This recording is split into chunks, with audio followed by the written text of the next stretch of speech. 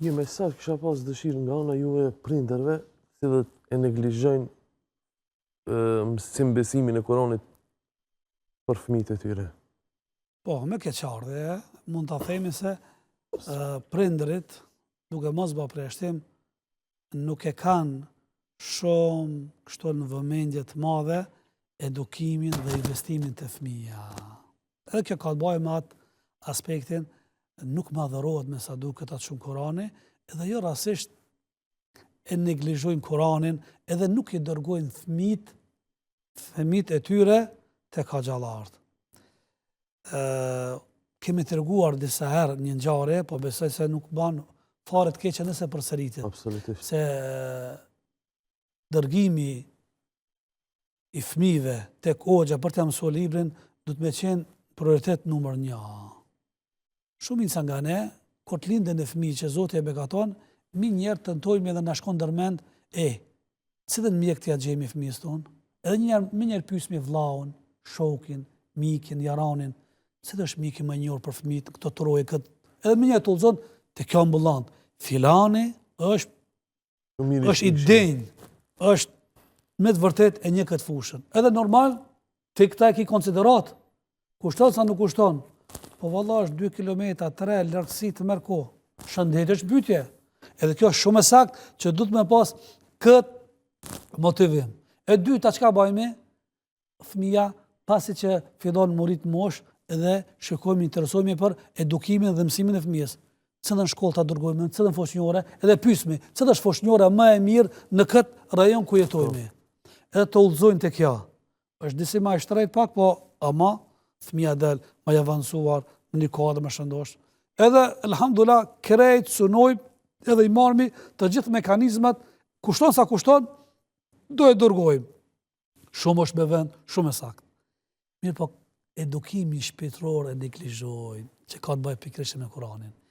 Ja zgjedhëm për shëndetin, kush adukat mjekun, shumë bukur. Arsimimin, intelektin, e gjetëm arsimtarin, profesorin, shkollën kuadër. Po ne jemi krijuar nga shpirti, nga ana shpirtërore, gopjen. T'ja gjejmë që është adekuat hoxhën. Ne nuk pyesmi, ta dërgojmë. Jo duhet ta gjejmë hoxhën më të mirë. E këtë rast është një ngjarje që ka ndodhur në kohën e hershëm, ku sultanët, udhëheqët e asaj kohës, fëmijët i kanë dërguar tek hoxha për t'ia mësuar të gjithë lëmit e fesë, madje edhe lëmit shkencore. Në të kaluar në xhallarët kanë qenë enciklopedi. Kanë pas qasje të madhe mbi fejen, po edhe shkencën, gjithë lëmit shkencore, qoftë matematike, gjeografie, biologjie, kështu me radhë. Edhe kanë dërguar tek hoxha e trajnim disa vite, derisa është formuar fëmia. Po thuaj se kanë ndjek një 3-4 vjet. Po për çudi ka ndodhur se hoxha i këtij fëmijës, sultanit të burgshtetit, e ka re më shumë se një 3 apo 4 herë pa kur farfaj, pa kufër të drejtë. Po edhe fëmia duke ditë se hoxha po mërën pa faj, ata ngretë çështën te baba, jo, se te baba më re, kështu ka qenë të kaluar perceptimi, se e kanë ditë se prindet fëmijën po e kanë çuar te hoxha, e kanë dorëzuar, elhamdulillah që hoxha disa orë në ditë, po maman, tash unë t'i gjej vërejtje. Kështu që nuk duhet të ndëgjoj zonin fëmijë nëse ndodh mes ty dhe hoxhës.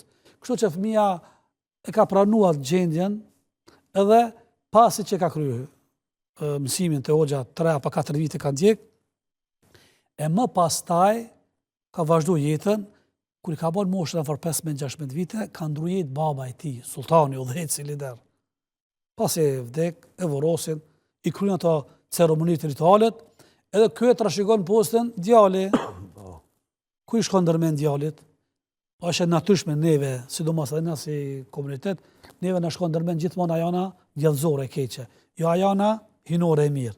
Fish ka e keqe. Të mirat jarojmë, ma të keqen jo.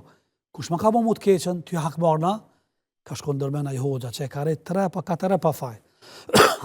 I ka e neglizhua ato këtë mira që e ka bo. I ka me të syrit e keqja. Në falni. Edhe që ka ndodh, i thirat bordin e ngushtot, këtë hoxh filanin të masjedhni këto. Shkojnë edhe e gjenë dhe e sidhen. Edhe i thonë hoxh, a më një kush jam? Hoxha shtiret për ati kinë se nuk e nje. Se disa vite kanë kry. Hoxha ka pas jo vetëm këtë nëzancë, plot nëzancë, që ka kaluar para dorëve ti. Thot nuk një. Jo, më një, thot, unë jam djali i filanit sultanit. Kam para disa vite kam ndjek mësim të këti.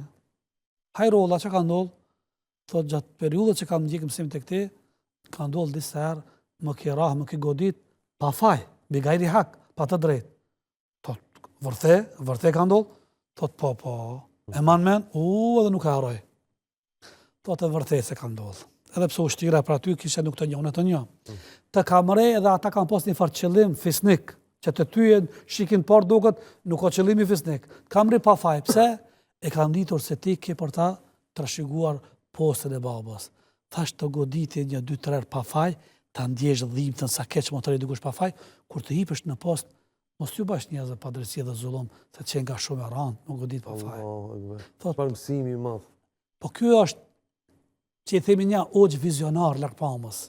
Sikur që ja gjen mjekun, edhe mësuesin, gjeja ogjën më të mirë. Se këshure, thot pra ti, thot ti pas ke qenë vizionar i madh, më ke dhënë mësim për ta jetën.